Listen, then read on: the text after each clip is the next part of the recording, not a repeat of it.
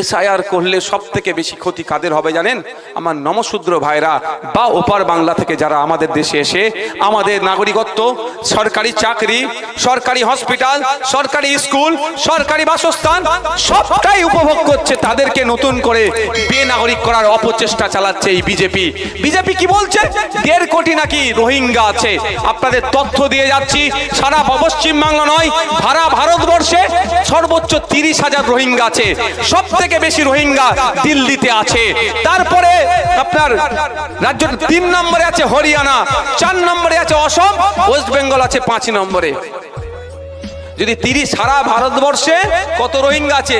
30,000 রোহিঙ্গা। ওটা আমার কথা বলছি না, অমিত শাহজির দপ্তরের তথ্য দিয়ে বলছি আমি।